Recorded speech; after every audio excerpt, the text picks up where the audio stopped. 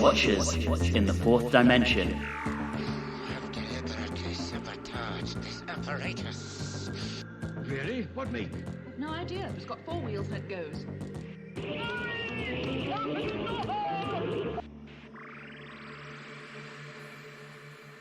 Hello and welcome to Watchers in the Fourth Dimension. I'm Anthony. I'm Don. I'm Julie. And I'm Reilly, and we have our own system, thank you, only it isn't foolproof. And this episode, we're discussing a story where returning aliens invade a human base on the moon as a staging post for an invasion of Earth. Surprisingly, it's not the Moon Base Part 2, but actually the return of our favourite Martians in The Seeds of Death. This story came out of producer Peter Bryant's relentless desire for more monsters. And almost as soon as Season 5's The Ice Warriors had been broadcast, he approached writer Brian Hales for another story featuring the titular monsters. The reason for this was twofold. Firstly, they had actually been relatively popular, but they were also expensive to make, and reusing the costumes would help justify their cost. Hales initially worked on a storyline that he had tentatively titled The Lords of the Red Planet, but the production team weren't happy with the initial storylines, and he started again from scratch on what would ultimately become The Seeds of Death. This was all happening at the same time of uncertainty of Fraser Hines' involvement in the story. Initially, a new male companion named Nick was written into the story, and the scripts featured later an unspecified male companion. In the end, Hines agreed to appear in the show until the end of the season, and so the scripts were once again rewritten to feature Jamie. Additionally, Pat Troughton was due to take a vacation, and he would be off for episode 4. Hales struggled with all of these rewrites, and so episodes 3 to 6 were once again heavily rewritten by script editor Terrence Dix. Dix removed an entire subplot from episodes 3 and 4, which would have seen Kelly being mind-controlled by the Ice Warriors, along with a line in which Eldred would have revealed that his rocket had achieved the first manned moon landing. It became increasingly apparent in the run-up to this story that NASA would pretty soon be successful on a moon landing in the very near future. Originally, there were meant to be 4 Ice Warriors available for the Seeds of Death, excluding Slar and the Grand Marshal, but this was cut to just 3 in order to cut costs. And it was during this story and its production that it was announced to the press that Patrick Troughton would be leaving the show at the end of the season, and so planning began in earnest for the next iteration of the show.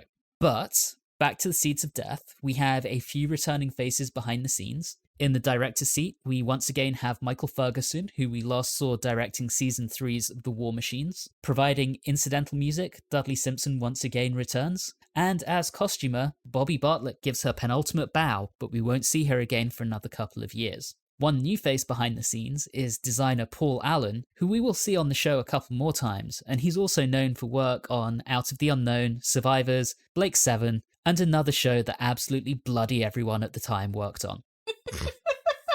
Which shall remain nameless. Sad cars. Indeed. And both of its spin-offs. With all of the behind-the-scenes information wrapped up, we move into our short summary, which is with Reilly this time. Make it so, Reilly.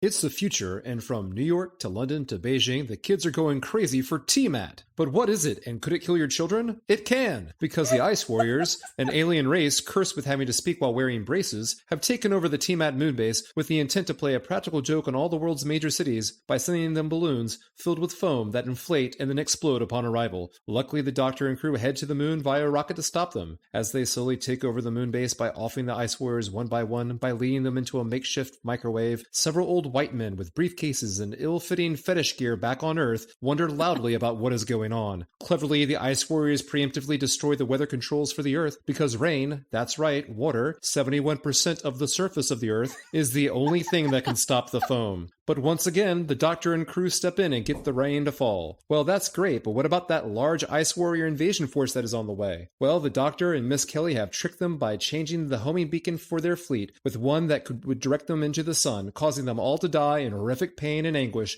as their reptilian bodies are slowly burned to a crisp and then disintegrated by that hellish ball of gas that will one day consume us all. That is a lovely ending line, but I think I can sum this up much shorter. Crotchety geriatrics versus asthmatic lizardmen. Both are accurate.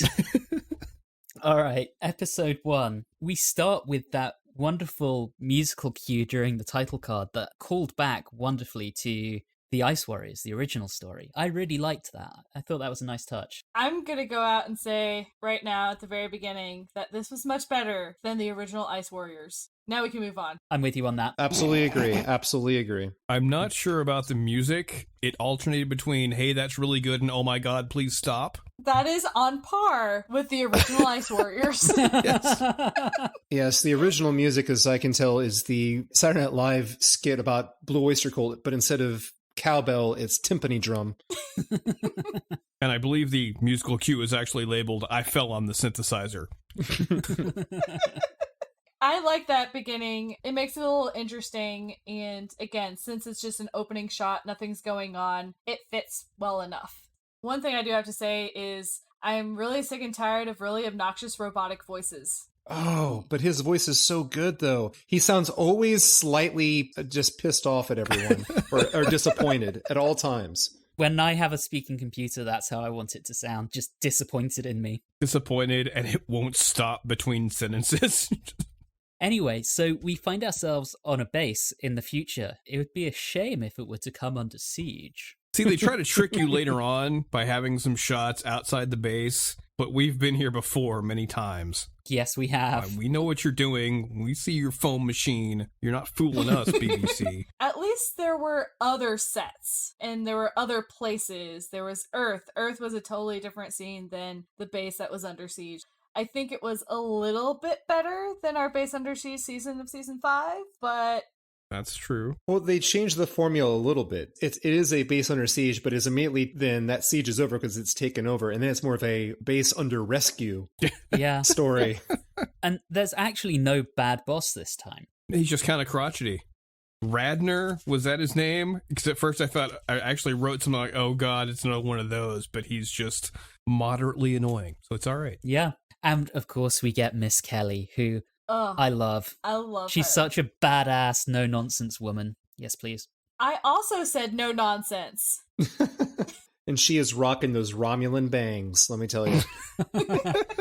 She is the only one in a well-fitting costume as well. Everyone else has that awful, baggy costume with the sex straps. Yeah, basically. Mm-hmm, mm-hmm.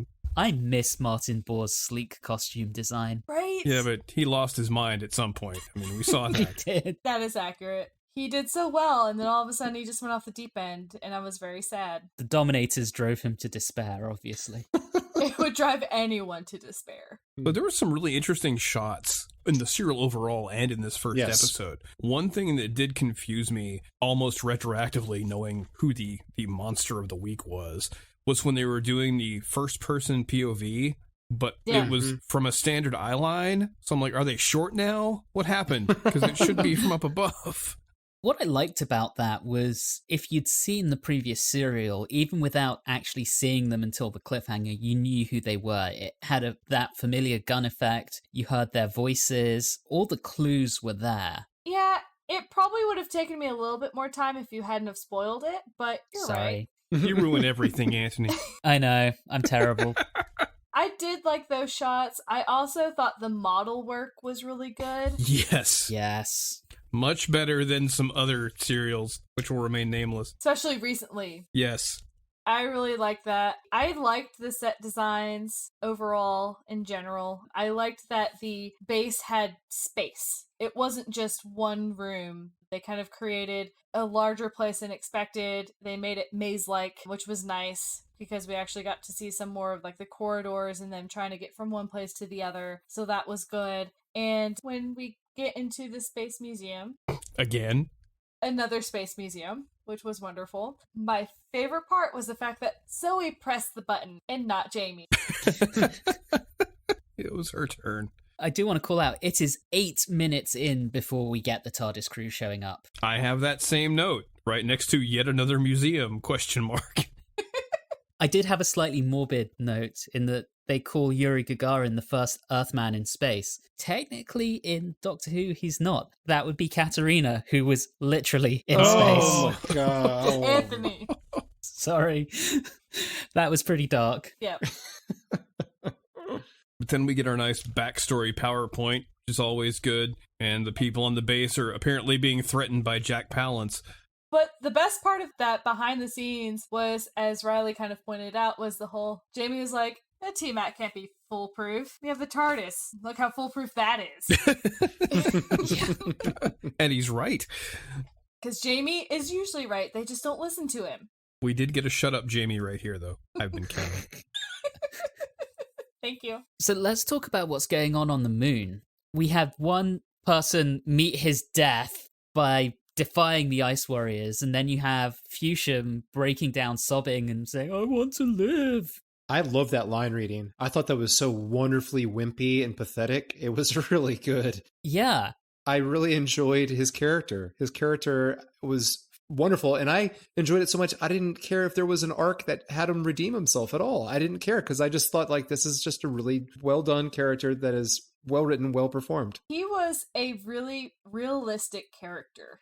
As much as I don't want to like him, because obviously he is a wimp and has no backbone, but he does it well. He stays within character. The character makes sense throughout the whole thing. He does redeem himself, which is kind of nice, but he doesn't do a very good job of redeeming himself. But I get your point. And I think the script and the performance drive a fair amount of sympathy for him. He's helping the Ice Warriors, but he clearly feels bad, but equally sees no alternative. It's that or death. And they had mentioned before the Ice Warriors even got there that he was already having just a bad time. Yeah. They were mentioning that, oh, we should just get rid of him. And he's like, no, give him a chance. He's been down on his luck. So you don't get the whole backstory, but you just know that he's not necessarily going to be a strong character because something has happened in his life. He's already in for a bad performance review. Then you have that one guy that actually managed to contact Earth and totally had time to get his message out if he just talked a little bit faster. Do you mean MacGyver? Yes, let's go with MacGyver. That's fine. I wasn't very good at writing down the names of the people that died immediately. Oh, wait, Yeah. no. MacGyver was the other one, not the guy who died immediately. One of the people who died, his last name was Osgood. Yes. That's the one who died immediately. Yes, and I wonder if that was... Did Moffat get that from this? Did he get The name. Clara's... Yeah, the name Yeah. from this, I wonder, I guess, right? Maybe. Potentially. I wouldn't put it past him. I was reading another outside reference, or reference outside this episode. In the Air and Space Museum, I didn't notice it because I wasn't studying close enough, but the transcript that I read claims that the astral map from the Wed Planet is in the Air and Space Museum. It is. I noticed it at the very end in episode 6. I was like, wait, is that the astral map? Mm. Clearly there was a mass run of these things and Eldred managed to pick one up. Love it.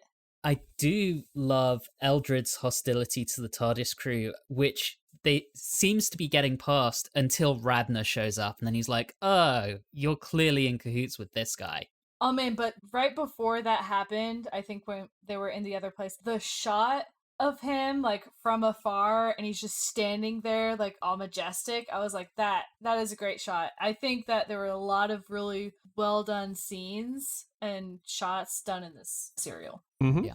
We already touched on the cliffhanger with the attempts to contact Earth and resulting in death, and we get to see a new type of Ice Warrior, and that leads us into our cliffhanger and episode 2. This may take a minute, I'm just warning you. I've got a thing here. I still Please just go. don't think they should be called Ice Warriors. I mean, if they'd fallen into a dung heap, would we call them that? And if we look at this serial, we can clearly see that their society is based upon certain principles that I call the Mix-a-Lot principle. They should be called the Arse Warriors. It's clearly based on the size of their bottom. And this guy, Slar, their quote-unquote leader, this is his first assignment. Look at him. He's got asthma. He's been bullied as a child. His helmet doesn't fit, and he has no ass at all. Come on. It's no wonder the whole thing goes tits up by the end. And see, here I was thinking that they looked at him with envy because he was so slim and sleek. But I think your theory might hold water. This is my headcanon. They're the Arse Warriors. Of course, the BBC couldn't do that, so they called them the Ice Warriors. But we know what's on. We've seen the Badonk-Donks on those things. Oh, yeah. Yes, 100%. I love it. Headcanon accepted. All right. We do get some gratuitous butt shots of the Ice Warriors throughout the story. Hashtag thick. Except Slar. Nothing at all, and I can relate. I can sympathize. It was funny because I made a first comment. You first see Slar, so I was like, oh, okay, a redesign. And then, you just come to realize only one of them was redesigned. No, your theory still stands up. They're going for that dark helmet look, too. I mean, it just doesn't fit. Like, you can barely see out of it. It's kind of sad, really. It's no wonder he's so angry at everybody. And they still have the crazy Lego hands. Yes. That's why they need a human to help them. That belongs in a t-shirt, just one of the Ice Warriors up front, but says Arse Warriors on it. Yes. I like it. That photo of one of them bending down. And we'd have gotten away with it, too, if it wasn't for our damn Lego hands. Anyway, back to the story. I do like how this story plays that old trick of giving it kind of a global scale by talking about it. You know, New York, Tokyo, Moscow, Calcutta, and they're all being impacted by this TMAP breakdown, and food and medicine are being held up. It's an easy way of doing it on a slim budget, basically. But we all have a whole bunch of old white British men. Yeah. Yes.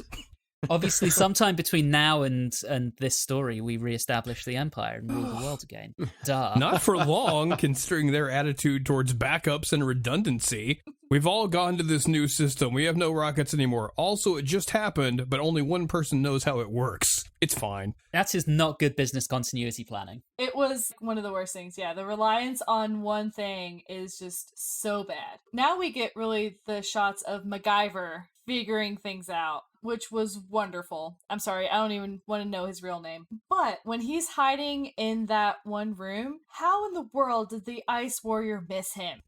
Yeah.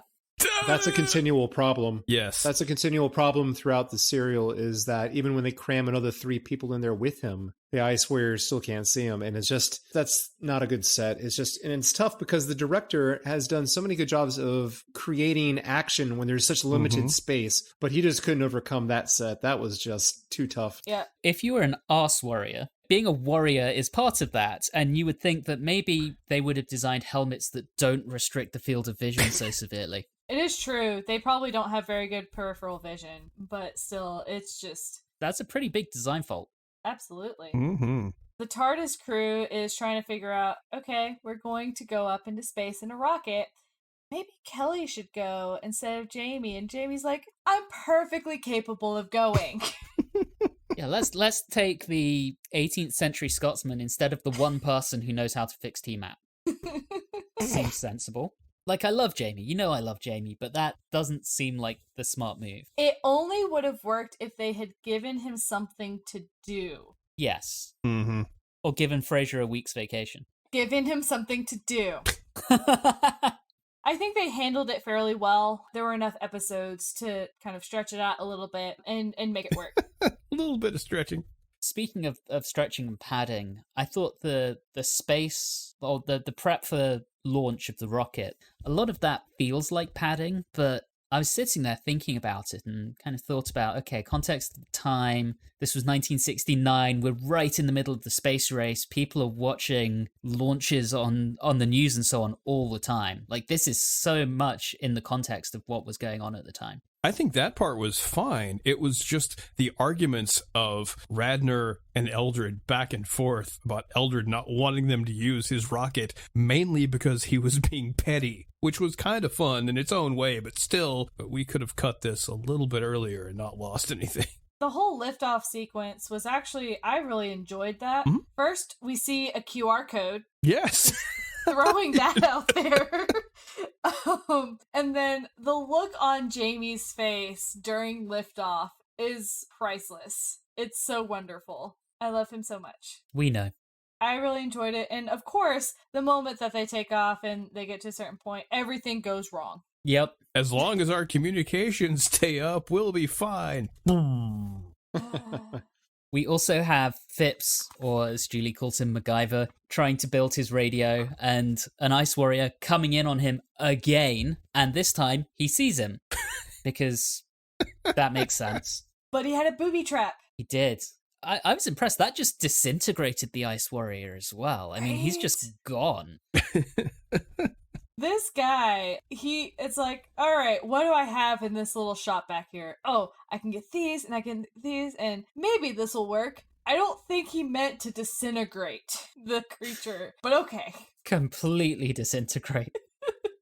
we have that. We also have the Doctor and friends either going to crash on the moon or drift on endlessly through space because Phipps has damaged the power source on the moon. Good job, Phipps. Episode 3, y'all. The opening was slightly different. Yeah. I did not notice. I really like the way they did the openings for this serial. Very cool. The model shot. Yeah. Yeah, it's very effective. I mean, they're repeating mostly, but it just gives the serial its own identity. And I thought that was very cool. I thought it was rather quaint and nice how we had the TARDIS crew flying in space in something other than the TARDIS. Yes. It's just, there's something funny about that. And I also, calling back, is that I also like the fact that the TARDIS lands and is sitting and waits basically an entire serial in an Air and Space Museum. That is good. Just little tidbits like that, little clever, little fun little bits are one of the things I enjoy about this serial. I love the little things, and one of the things that I love is how Jamie is super practical. When Zoe's like, it's gonna take us 5 months and then we're gonna hit the sun, and Jamie's like, yeah, we're gonna die of starvation and dehydration. Thanks. In 3 days, yeah. That was cheerful. That's what I like about Jamie is they continuously try to play out this whole idea that he's not intelligent, and it's like, okay, yeah, he's not a genius, but he's super practical and he's really good at like what I would call like kind of street smarts. Yeah. Yeah, I can't solve this problem, like this like super crazy calculus problem, but I can tell you that we're gonna die sooner than that. I just thought that was interesting that they continue to kind of play that up. You know, which that leads into, you know, his recognition of the danger they're in, and then it coming to grips with it for Zoe and the Doctor. Is I love there was a little just camera focus on the Doctor crossing his fingers in hopes that everything works out. What's so wonderful about that zoom is that it was noticeable, but it wasn't like ridiculously like really up on him. It's like, you know, if you weren't paying close attention, you probably may not have caught it. Like I said, the little things that the director does in this serial that really make it for me. Yeah. Speaking of which, I remembered the space flight scenes as being much longer and taking several episodes. I didn't realize it when I rewatched this. I was surprised when it was only about half an episode. I just remembered it being much, much longer. I like that because there's only so much you can do on a flight in space. Like, we don't need another Apollo 13. No. Although I know that was after this. I get that. But the point still stands. It feels like there's almost a couple of scenes missing. You know, Phipps gets the signal working again, and then it cuts to the Ice Warriors, but then suddenly the Doctor's there and he gets to Phipps, and it just feels like there's a little bit missing there. Yeah, I can see that. We still don't really have any idea about the outside dimensions of this base. Like in the moon base episode, we could see the outside of the base. But here, for example, how did the first couple Ice Warriors get here? How is the Doctor entering into the moon? It seems very strange in that regard. But I do really like that when he gets there, we have a lovely classic Second Doctor run and chase. You mean the Scooby-Doo sequence? Oh, so wonderful. Why is there a hall of mirrors on the moon base? I don't care. Okay. Why wouldn't you have a hall of mirrors in a moon base? I think it's to encourage space madness. Which is what Osgood was, claimed to have had. I don't care why there were mirrors. I just am glad that they were there. That made it so much fun. Mm-hmm. And it was just a fun little sequence. Just expecting, They did a lot with only having, maybe 2 or 3 separate actual rooms. Mm-hmm. It was very cool. They did a very good job with that. Inevitably, the Doctor is caught, and that leads to one of my favorite lines of the story, which is, "Your leader will be angry if you kill me. I'm a genius." Genius. And they just listen to him. They're like, oh, well, obviously, if you say you're a genius, you must be one. So yes, we must take you to our leader. Oh my god. They're so dumb. And it was during this episode that I realized how, I kind of knew it already, but I was almost reminded of how terrible they look. They kind of trundle along, almost waddling, arms constantly bent at 90 degrees at the elbow. They're not graceful. They don't look good. I just don't think they're a well-designed monster. The only good part of their design, and I mentioned it in the last time we spoke about the Ice Warriors, the makeup on the lower half of the face and the teeth work, excellent. Everything else, like you said, bulky, not intimidating. I mean, it's like being scared of a person in like 200 pounds of medieval armor trying to chase you down. It isn't going to happen. They're very easy to maneuver around, and at least they've got their flashlight that they can use as a weapon. But apart from that, yeah. Well, I mean, we move along, and there's the doctor. He's rendered unconscious because Pat's off on his holidays again. That's right. Oh, yeah, didn't he get hit by the exploding balloon? Yes, one of the seed pods. The so-called seeds of death. Which I originally had written as hard-boiled eggs of death, and then it inflated. That to mark it out. Very sad. Balloons of death. Also, one thing before we even get to the very end is that we find out that according to the people that the cities were too reliant on the T-Mats, but the primitive areas were doing well. I didn't catch that. Oh my goodness. That's very Brave New World, isn't it? It really is. It goes into that whole idea that people who live in rural areas are much more self-sufficient in a lot of ways. So yeah, it was look at what the cities are doing. They're becoming so reliant on this thing that if something happens, they can't survive. Yeah. I mean, I think bad things are going to happen with this thing anyway. You get one guy in there with a fly and you got some trouble on your hands. Someone gets Cronenberg. Yeah. We also get Phipps killing a second Ice Warrior. I mean, he's kind of a badass. Well, as long as they're dumb enough to keep falling for the trap, then yeah, sure. Well, they're not going to get any warning because he just disintegrates them, so they never find the body of the missing Ice Warrior. We never really know how many Ice Warriors there actually are on the base, or like we said before, how they got there. Yeah. I was kind of wondering, there should have been a scene where the crew or the doctor and everyone finds Phipps in that room and they encourage him to go off on this other plan. I was expecting him to say, like, what are you talking about? What I'm doing is working perfectly. I'm going to keep doing this the entire time. I just going to sit in here. They're going to lazily walk in. I fry them. And I'm just going to keep doing that until they're all done. Love it. But anyway, we rapidly find out that the Ice Warriors are going to distribute these seed pods around the entire planet, starting with, of course, London, because old white dudes. And we get to the end of the episode with the first pod on Earth being received by Radner, Eldred, and Brent. Cliffhanger. They're not smart enough to close the door. No. What is this? Maybe we should, do some quarantine procedures. Nah. Let me put my face in it. It'll be fine. And so Brent dies at the beginning of episode 4. Good job, Brent. And what does he die of? Oxygen starvation. Yes, not asphyxiation or suffocation, oxygen starvation. Yes. Yes. So just keep that in mind. You don't die of dehydration, you die of water starvation. As the smoke is in the headquarters, I'm glad that one place in London actually has air conditioning. Because air conditioning works that fast. They have very efficient cooling and heating systems in this serial. Absolutely. I mean, it is the future. You turn that knob and man. It's that tiny little fan in the corner. Everything's gone. AC and heating, futuristic. Briefcases, terribly outdated. Really just holding on to a very old technology there. One thing I love here is that we have Zoe and Miss Kelly working together to repair the heat weapon. They are just badass genius women. I love it. Obviously.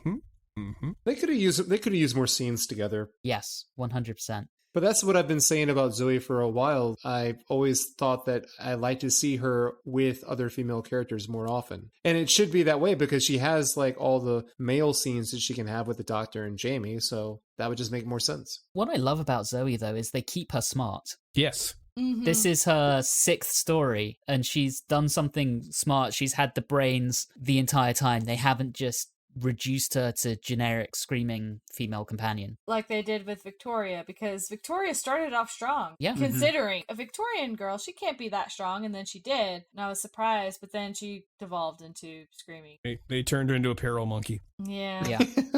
Anyway, we get the return of the BBC foam machine. Man, they're getting a return on their investment for that thing. Oh boy. Well, it's basically its swan song. I'm telling you, obviously one of the producers had like a uncle or brother-in-law in the phone business and like cut a deal with them, like got a great deal or like just funneled the money to him. That's what it was. I mean, it's definitely working overtime to show its support for Pat Troughton and his last base under siege story.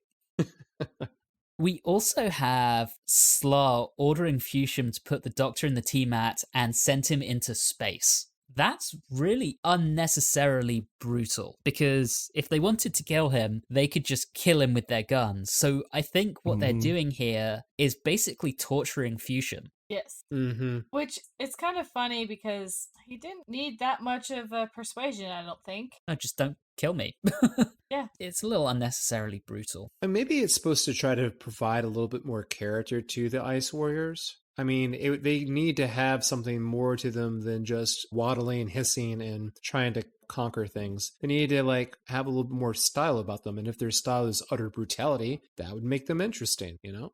They're more about brutality than, let's say, the Daleks that are more about efficiency. Well, I mean, the thing here is the Doctor at this point is out cold. If he's going to die, he's not going to notice if he's being beamed into space or if he's being shot on the base. It makes no difference to the Doctor, whereas Fusham, that's going to be way more traumatic for him to have to actually press that button. Well, like I said, maybe they're doing it not to motivate Fusham. They're just doing it because they like to torture him. Yeah, that's basically what they're doing. One thing I adore is Phipps and his freak out. I don't think we see many representations of traumatic responses to some quite horrific events that happen in Doctor Who. Mm-hmm. And we're seeing that here. And I think it's natural and something that a lot of us would do in these crazy situations. And I just love the representation of that here. Especially since they had done the, Osgood got space sickness. Oh, no, he actually didn't, but they like alluded to it. And then they actually showed a true case of when something, not quite space sickness necessarily, but just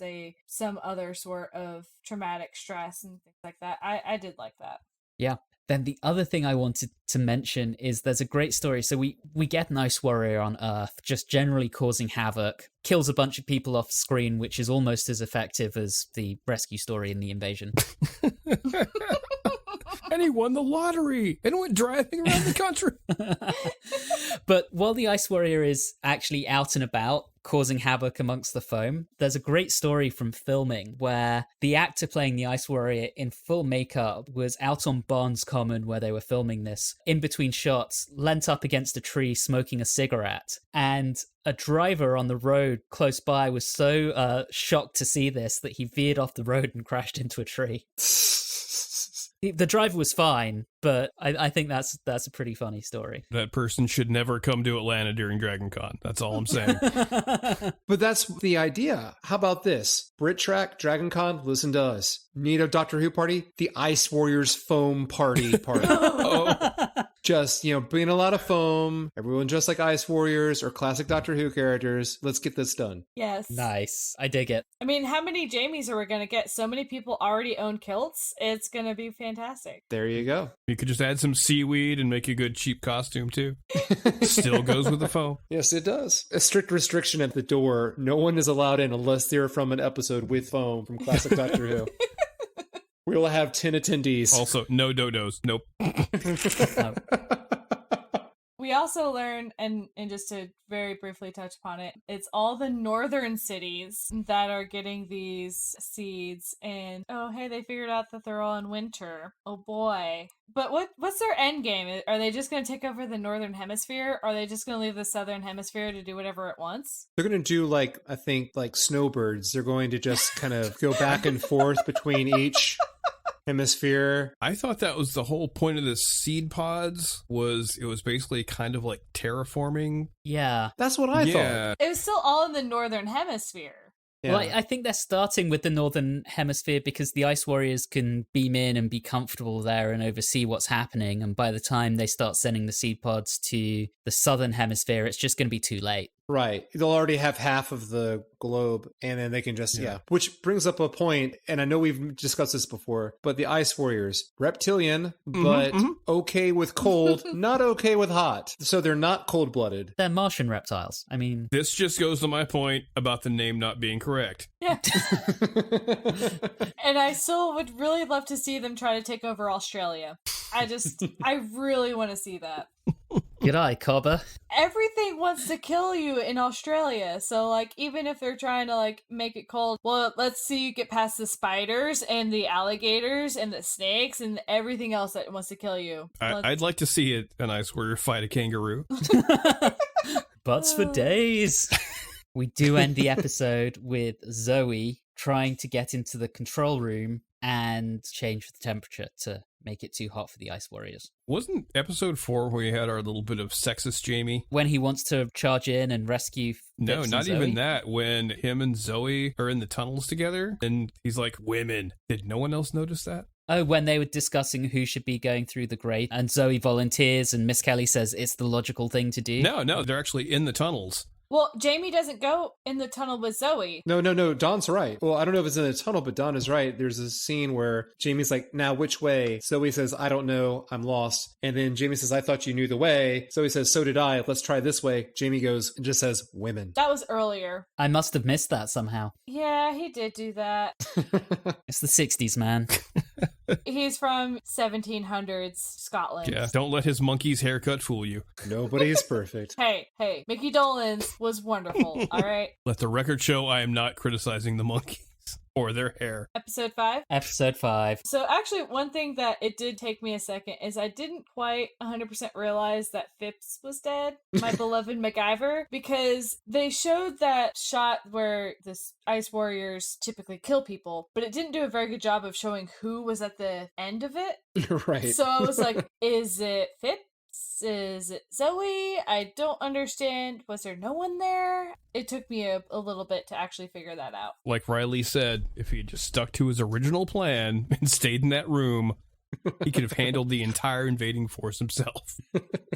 Accurate. But I love the design of the system. The heater, it's got like a little ship steering wheel as its dial. And I don't understand why that would be it. And then on top of that, so I'm watching this and I was still kind of upset about the Ice Warriors being reptilian but not being comfortable in warm weather or the heat. And so as the temperature increased and we see it affect them, because being the American that I am and don't know exactly the centigrade, what that would mean to me, I immediately transferred over. So the first time they have a reaction is at 40 degrees centigrade, which is 104. Okay? Yeah, that's pretty hot. That's toasty. But then it even gets up to 50 degrees centigrade. That's 122. Even the human beings there would have a problem. But then it even, at one point, I swear to you, I saw it was up to 60. That's 140 degrees Fahrenheit.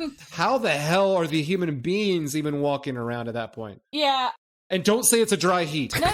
No. What I was going to say is getting up to the 120s, I can understand because that's what generally a sauna goes up to. Ah, good point. Why would you have your heating unit go up that high in the first place? And also, why would you have to walk in front of a giant light panel to get to the control plane? Bad design. The placement was bizarre. I don't really understand that. That was definitely one of my comments. But 2, I can see going up to 120. Like, what if you want to just turn the whole base into a sauna? I mean, it's healthy for you. I'm down. Or maybe the person who created the system, knew of like the possible nuisance of, ass warriors showing up. And he's like, hey, here we go. Just, crank up the heat and let that be a lesson to all listeners. Got some ass warriors coming to your house? Just turn up the heat on your heater. And that's it. All taken care of.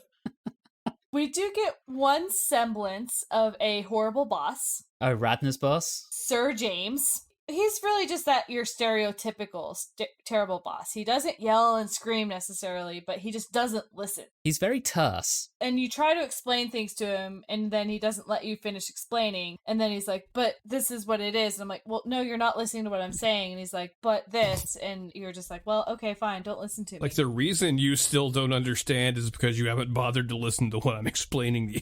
Shut up. Yeah, he shows up late and expects everyone to tell him what's going on to catch up when he should have been there earlier after, like, how long has this emergency gone on? And yet like you said, everyone tries to explain it to him, but then he shuts everybody off. It's just, At least he doesn't last very long. He's not there for Right. a long period of time. So it's like, all right, you're just a little bit of a nuisance for about 5 minutes, and then we move on. I have a question. This is primarily for Andy because he pays attention to this kind of stuff. Do we have a little bit of future Earth continuity because they're going to the weather control station? So I'm not sure whether it's deliberate future Earth continuity or whether it's convenience and this era's general obsession with weather control. That's fair. But possibly. And I do like that. Because I noticed it, and the whole base under siege thing is a little bit Cyberman-esque. In fact, they probably could have done this plot and they could have sent Cybermats instead of exploding bubbles. But then we wouldn't have got the foam machine, so who needs that? Yeah. Foaming Cybermats. Scrubbing bubbles. Duh. And again, they used a sort of weather control in the other Ice Warrior story as well. Yeah. Yeah. To melt the glaciers. Put that on your second Dr. Bingo card. So we've got a base under siege. We've got a not too bad but not good boss. Check. Foam. We've got weather control, foam, 6 episodes. The moon, where we've had the Cybermen twice before, if you include them hiding behind us in the invasion. I mean, this is like the second Doctor era greatest hits compilation. I guess because he's on his way out. Give the people what they want, I guess. I mean, the ratings were decent or good, so people liked what they had before. Just keep giving them changes off the original thing. They don't need to change the setting, location, or a lot of other items because you just have such a strong doctor and such strong companions that they can carry the show even if the outside is the same. Exactly. Yeah. Exactly. I did like there was one shot in all of this where the phone starts to like cover up the lens of the camera, and I thought that was really cool. One thing, just we didn't cover it when we were talking about the beginning of this episode, but I found it hilarious how Jamie and Miss Kelly tried to go hand to hand against an Ice Warrior. Like, he's not got this thick chitinous shell on him. You know, they're just like, let's just try and take him out with our fists. And yet at the same time, the fight looks like they're trying really hard not to damage the suit. To be fair, it doesn't surprise me with Jamie because that's what Jamie does. I think is it in this episode or episode 6 where he yells his little battle cry as he's charging Oh, it's one in of the them? next one. Yeah. Yeah. It's in 6. He yells in Gaelic. Yes, he does. Yep. Cregantor. I love it. I remember when the one lone Ice Warrior who finally gets into the Weather Control Bureau and he destroys that machine from the wet to dry or whatever. Yeah. I was sitting there thinking and I was like, this doesn't make any sense because what does dry have anything to do with it with cold? And then I was sitting there, I was like, well, maybe it has to do with like water. And then I like sat for another like half an episode and I was like, yep, I was right. Yeah, it's a pretty big signpost at that point. Once the Ice Warrior destroys the controls between dry and wet, that's somehow going to be part of the resolution. I like that those are the only options. The machine, dry, wet. And why did they need 4 of them? Why did they need 4 levers for, I guess it's for different locations of the Earth? Different locations or different Levels of wetness. 4 times the wetness. You're talking about like your tropical forests and then your temperate forests and then your deserts. There's different levels. You have 1 set to wet and 3 to dry, and that's like your British kind of drizzle. You set all 4 to wet, and it's like your southern monsoon type nonsense that we see here every spring. That's how it clearly works. And everything, all the other combinations are somewhere in between. For more tutorials on how to use the weather machine, check out our YouTube channel. One question that I did have is when the other Ice Warriors start to come into the moon base, how in the world do they know where the thermostat is? Great question. 'Cause it's not in an obvious location. No. And why is Slar so much more functional than the other warriors in the heat? Because he's not wearing all that extra gear. He doesn't have the extra badonkadonk padding either. He's much leaner. Yeah, he's just wearing a unitard. He's fine. Is he? Obviously, he lost that badonkadonk in the sauna. I thought you were going to say in the war. I'm like, okay. Nope, in the sauna. He's been tricking all the other Ice Warriors. He's like, I've been preparing for this. Back to the seed pods. So we have the Doctor promising to be careful and not to repeat getting too close. And then he promptly stands too close to one as it's exploding, which is absolutely typical. And then he finds the answer to the whole thing again when he's standing way too close to one and it's about to explode again. Dude. The doctor failed a lab safety class. That's all I'm saying. Doesn't pay any attention. He missed his fieldwork safety session as well. Yeah. He paid attention, it's just that he decided to do the exact opposite. Okay. The other question I have here is, have Jamie and Zoe learned absolutely nothing from their time on the show? When they're sitting there and decide, let's go to the Weather Bureau. Guys, that's not how this show works. You're going to get in trouble. Considering Jamie's had nothing to do the entire serial, it's fine. Yeah. And as soon as they get there, Jamie's like, I'm going to lock the door to keep the Warrior out. Dude. Warrior's already in. Yeah, that wasn't his smartest moment. No. I have a question. Who exactly is the Grand Marshal Ice Warrior, and why is his helmet bedazzled? Status. I had the same question. Beautiful. So you know how Slar decided that he wanted to be different, so he lost some weight. Mm-hmm. The Grand Marshal decided that the way he was going to stand out was by bedazzling himself. I dig it. It works. Status symbol, yo. Yep. Yeah. I believe they call it peacock. Someday we will know the mysteries of Arse Warrior culture. Yes, we will. But it is not this day. It is not this day. No. I want to see what else they take from late night infomercials. Shake weights. Delightful culture. I would fall right out of their Lego hands. We also have Fusham's final act of bravery, which I really like this. Cool. I really do. I'm glad he finally grew a spine. I like that he grew a spine, and I also like what they did from a visual perspective where it did that fade in from the video to the in-person shot. I thought that was really cool. Yeah. Another example of the good direction. And also, I don't know if it was the actor or it was the director that told Slar to do this, but I love the fact that instead of that overly drawn out, Slar looking around why is he doing that? Why is he acting like he's on camera? He didn't. He immediately just turned, looked where the camera was, it's recording, kill him. And then they killed the cameraman. Yes. I do love how blatantly they signpost what's going to happen to the Martian fleet with Fusham talking about them being shot into the sun if they miss the signal. I'm like, okay, see where this is going. If it just winked at the camera really big. But meanwhile, back on Earth, the foe machine is really going into overdrive as Troughton is clearly having the time of his life in it. That's true. I love that acrobatic thing that he does when he's hiding and trying to get away from the foam. It's wonderful.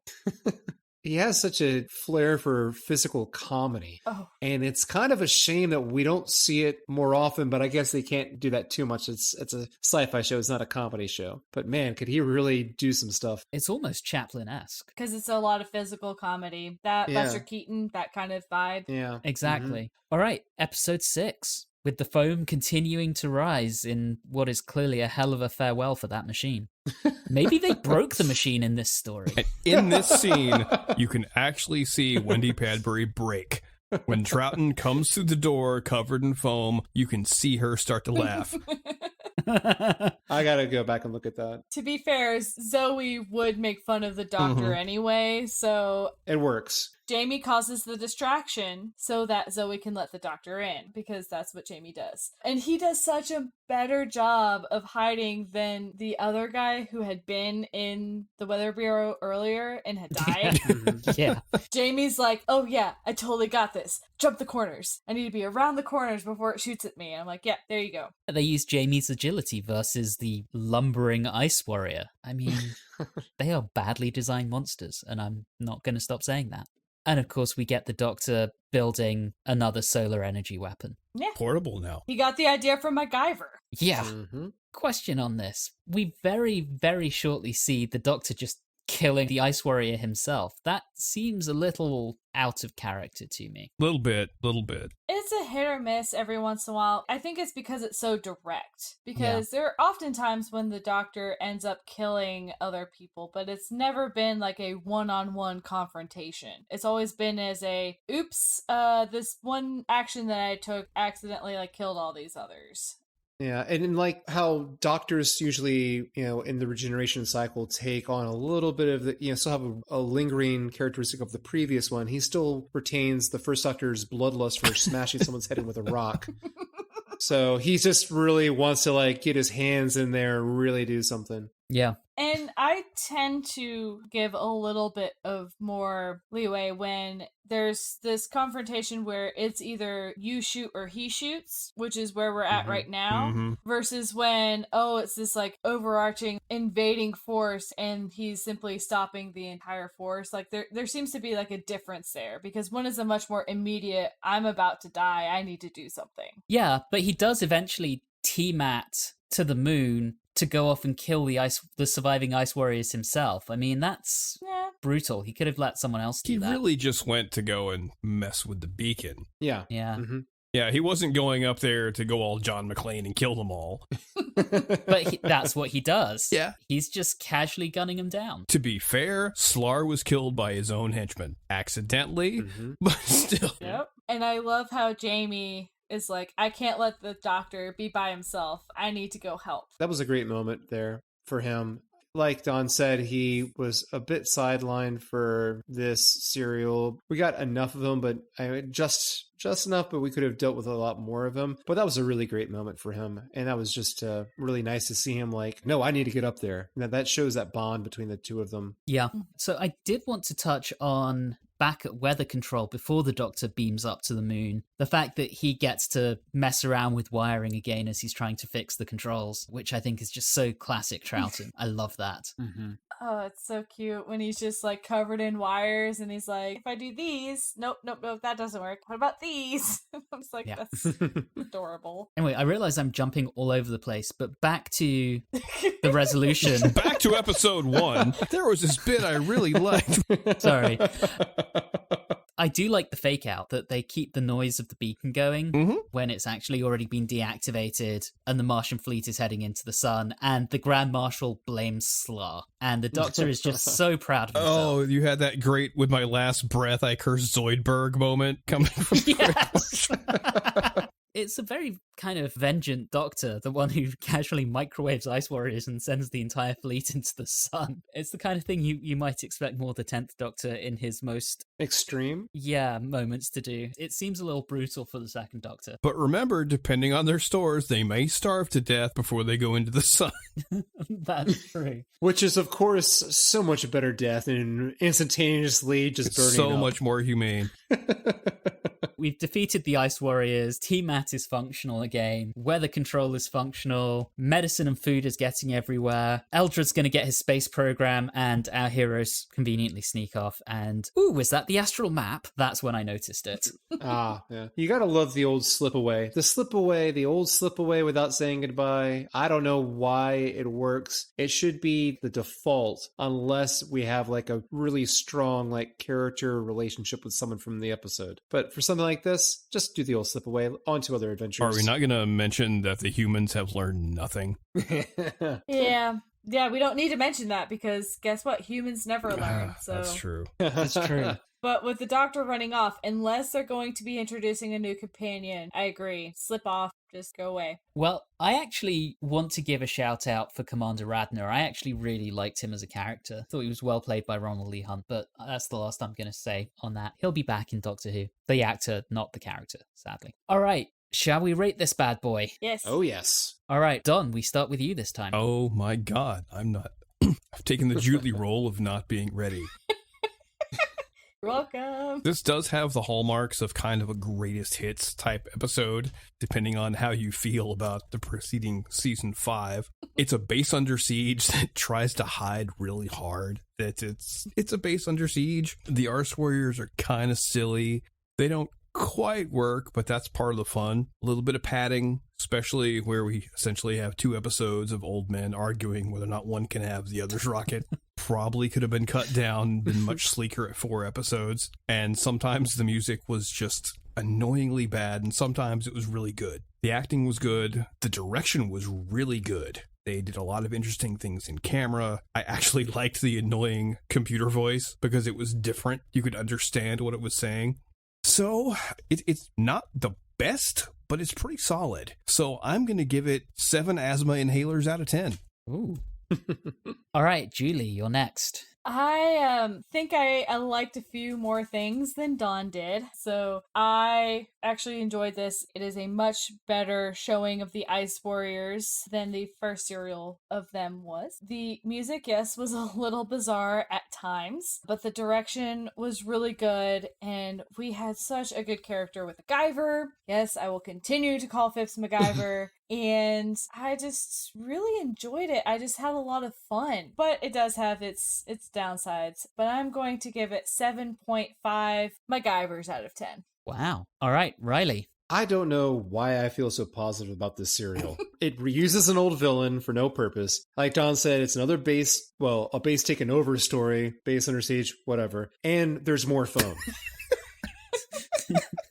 I think this is an example of what happens like when you have like a gourmet chef is told to make a very basic dish, but their skill and just a few additions they do to it, a little, this and that, it becomes something so much better than what it could have been or what it should have been, and it's fantastic. Specifically, I thought, as everyone has said, the direction is amazing. The writing does just enough little changes here and there to make it interesting to the formula that we've seen before. If we could have changed out the Ice Warriors with some other threat, and maybe given that threat some depth to their motives other than just world conquest, I think this could have been really, really, really high up there. But hey, I still enjoyed it, so I will give it 7.5 bedazzled Ice Warrior helmets out of 10. Okay, that leaves me. And honestly, I didn't think I would like this one. I didn't have fond memories of it, and I was kind of dreading watching it after the Ice Warriors back in Season 5. I was not looking forward to their return. I don't know why my memories of this one were so poor, probably because I hadn't seen it in a while and I was mixing it up with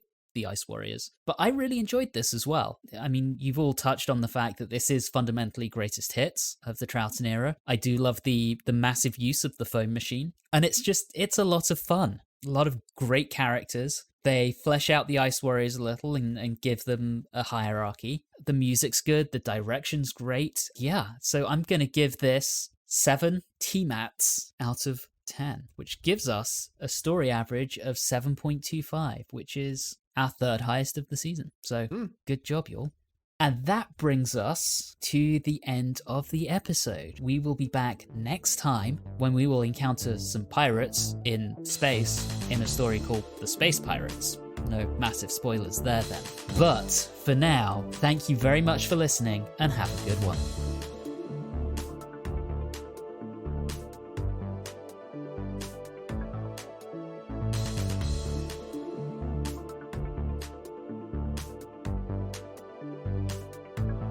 You have been listening to Watchers in the Fourth Dimension with Don Smith, Reilly Shrek, Julie Philippak, and myself, Anthony Williams. This episode, The Mix-a-Lot Principle, was recorded on Wednesday the 17th of March 2021. In the meantime, all of our previous episodes are available on your favourite podcasting app. You can interact with us on Facebook, Instagram, and Twitter at Watchers4D. You can also email us at watchers4d@gmail.com. If you're enjoying the show, please do subscribe and leave us a rating or review on your favourite podcasting app.